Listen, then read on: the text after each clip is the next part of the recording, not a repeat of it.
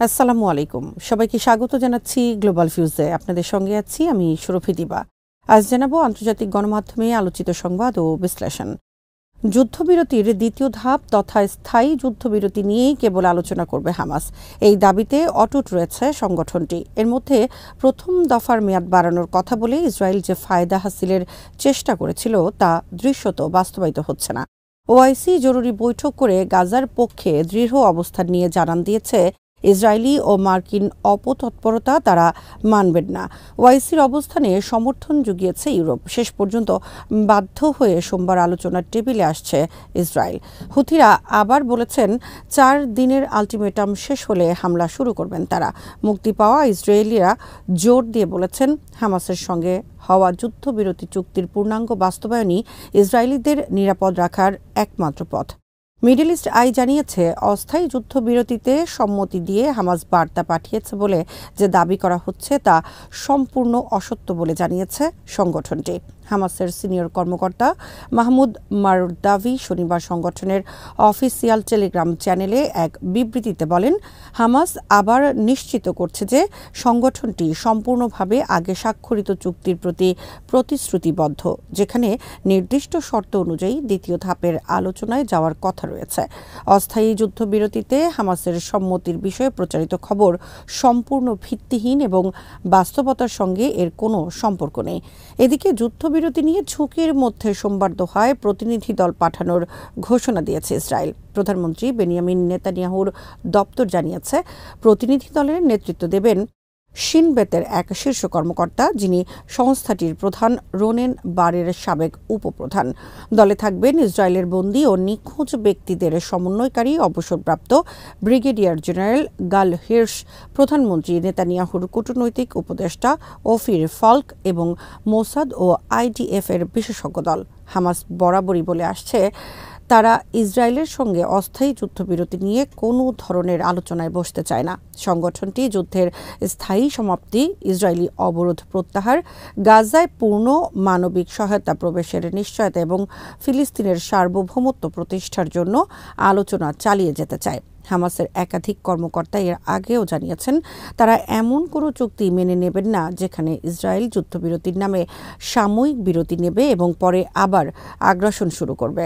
তাদের মতে ইসরায়েল অতীতে এমন পরিস্থিতি তৈরি করেছে যেখানে যুদ্ধবিরতি কার্যকর হওয়ার পরপরই নতুন শর্ত চাপিয়ে দিয়ে পুনরায় হামলা শুরু করেছে। হামাসের সঙ্গে যুদ্ধবিরতি চুক্তির অধীনে মুক্তি পাওয়া ইসরায়েলি বন্দীরা বলেছেন নেতানিয়াহুকে যুদ্ধবিরতি চুক্তি সম্পূর্ণরূপে বাস্তবায়ন করতে হবে। মুক্তি পাওয়া 56 ইসরায়েলির একটি দল নেতানিয়াহুকে সতর্ক করে দিয়ে বলেছে যারা এখনও গাজায় রয়ে গেছেন হামাসের সঙ্গে আবার যুদ্ধে গেলে তাদের জীবন ঝুঁকিতে পড়ে যাবে।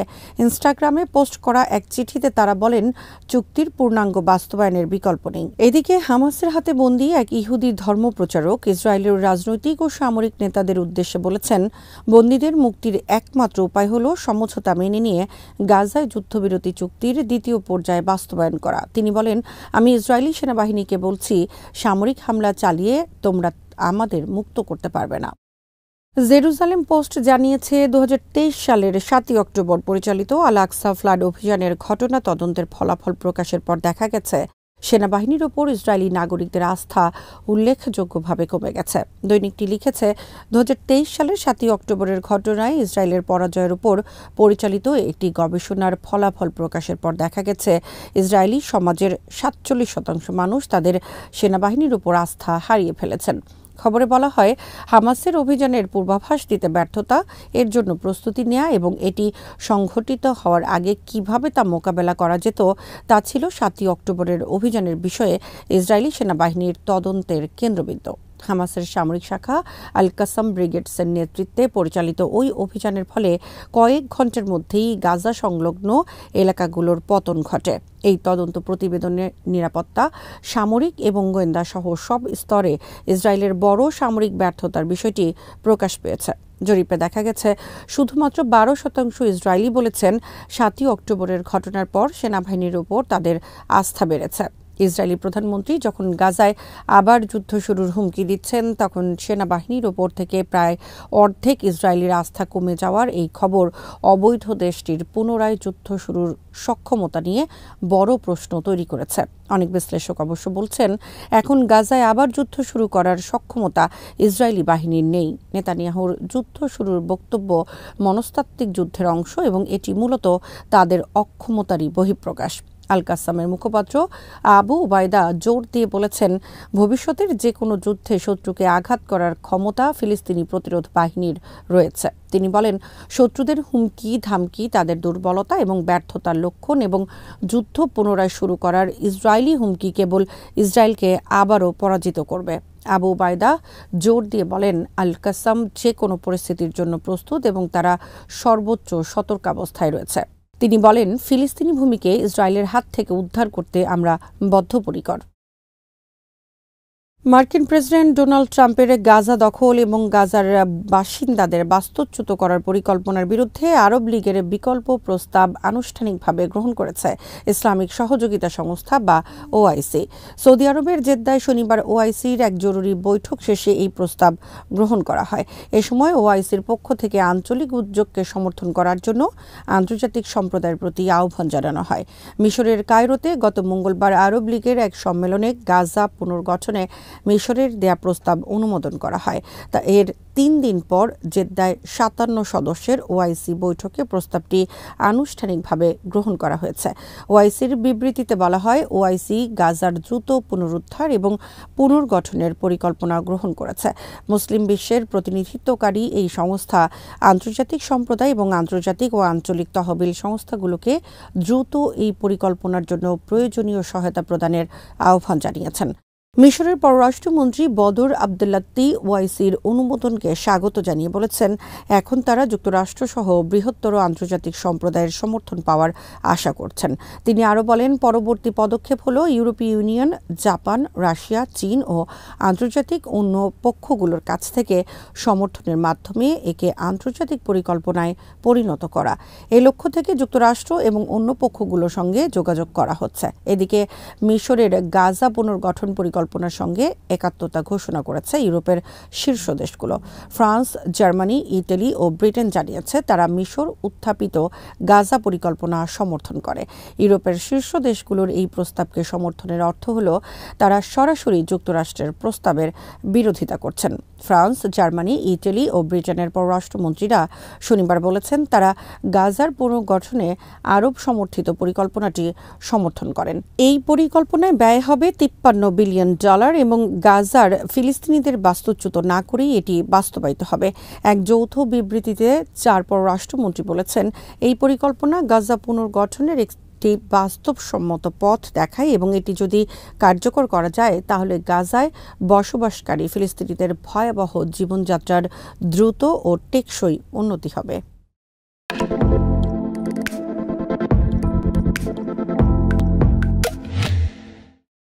ইসরায়েলি দৈনিক মারিফ জানিয়েছে, সেনাবাহিনীতে বাধ্যতামূলক অন্তর্ভুক্তি নিয়ে ইসরায়েলে অস্থিরতা চলছে। এই আইন অস্বীকার করা অতি গোঁড়া ইহুদিদের গ্রেফতার আরও জোরদারের প্রস্তুতি নিচ্ছে ইসরায়েলি বাহিনী। মন্ত্রিসভার বিচারিক উপদেষ্টার নির্দেশে এই পদক্ষেপ নিতে যাচ্ছেন তারা।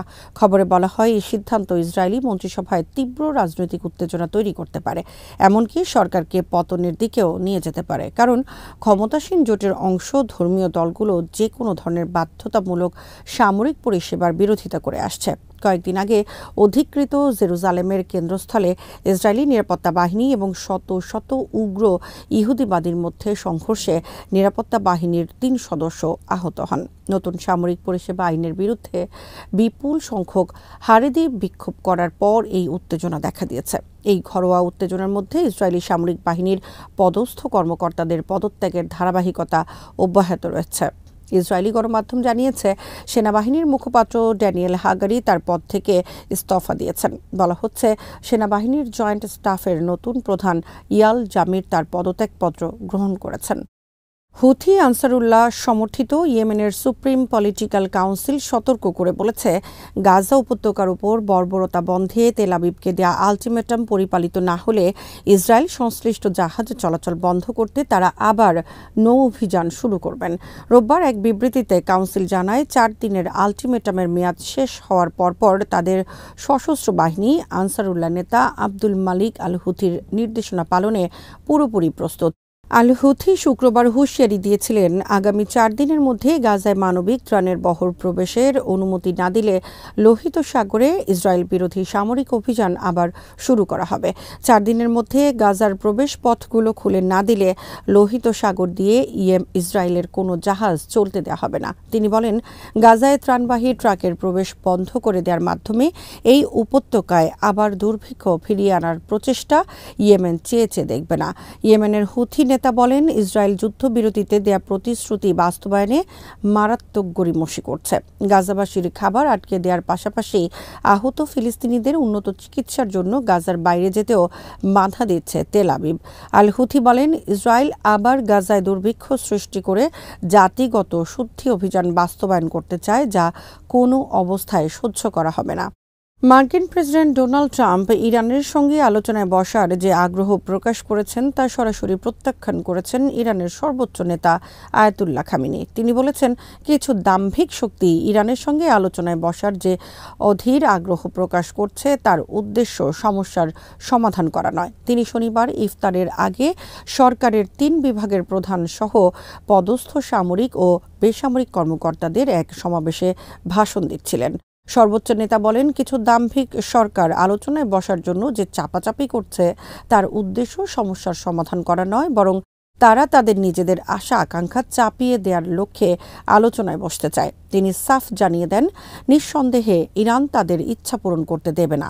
তিনি ভাষণের অন্য অংশে ইরানের বিরুদ্ধে একের পর এক নির্লজ্জ অভিযোগ উত্থাপন করার জন্য ইউরোপীয় দেশগুলোর তীব্র সমালোচনা করে বলেন, ইরান তার পরমাণু প্রতিশ্রুতিগুলো রক্ষা করেনি বলে তারা যে দাবি করেন তা সম্পূর্ণ অযৌক্তিক। ইরানের সর্বোচ্চ নেতা বলেন, তারা বলে ইরান তার পরমাণু কর্মসূচির ব্যাপারে নিজের প্রতিশ্রুতি রক্ষা করছে না। তাহলে তারা কি তাদের প্রতিশ্রুতি রক্ষা করেছেন? তারা তো শুরু থেকেই তাদের প্রতিশ্রুতি রক্ষা করেননি। খামেনি বলেন, মার্কিন সরকার 2015 সালে স্বাক্ষরিত পরমাণু সমঝোতা থেকে 2017 সালে বেরিয়ে যাওয়ার পর ইউরোপীয়রা আমেরিকাকে ছাড়াই ওই সমঝোতা বাস্তবায়ন করবে বলে প্রতিশ্রুতি দিয়েছিলেন, কিন্তু তারা সে প্রতিশ্রুতি রক্ষা করেননি। কাতারের প্রধানমন্ত্রী ও পররাষ্ট্রমন্ত্রী শেখ মোহাম্মদ বিন আব্দুর রহমান সতর্ক করে দিয়ে বলেছেন, যুক্তরাষ্ট্র বা ইসরায়েল যদি ইরানের পরমাণু স্থাপনাগুলোতে হামলা চালায় তাহলে মাত্র 3 দিনের মধ্যে পারস্য উপসাগরীয় দেশগুলো পানি শূন্য হয়ে পড়বে। তিনি মার্কিন রাজনৈতিক ভাষ্যকার ও উপস্থাপক টাকার কার্লসনকে দেয়া এক সাক্ষাৎকারে এই হুঁশিয়ারি উচ্চারণ করেন। ইরানের দক্ষিণাঞ্চলীয় বুশহের পরমাণু স্থাপনায় হামলা হলে ইরান ও কাতারের মধ্যকার পানির কী হবে, এমন প্রশ্নের উত্তরে শেখ মোহাম্মদ বলেন, সেরকম কিছু হলে পানিতে এত উচ্চমাত্রার দূষণ হবে যে তার ফলে পরিবেশগত বিপর্যয় দেখা দেবে। কাতারের প্রধানমন্ত্রী বলেন, গোটা পারস্য উপসাগরের পানি দূষিত হয়ে যাবে। মাত্র 3 দিনের মাথায় কাতারে পানি সংকট দেখা দেবে। তিনি বলেন, এটি শুধু কাতারের ক্ষেত্রে ঘটবে না, বরং কুয়েত, আরব আমিরাত ও পারস্য উপসাগর তীরবর্তী সব দেশ তীব্র পানি সংকটে পড়বে। আজ এখানেই শেষ করছি। সবাই ভালো থাকুন, সুস্থ থাকুন আর দেখতে থাকুন বিডি ফিউজ। চ্যানেলটি ভালো লাগলে সাবস্ক্রাইব করুন, সংযুক্ত থাকুন আমাদের ফেসবুক পেজে। আল্লাহ হাফেজ।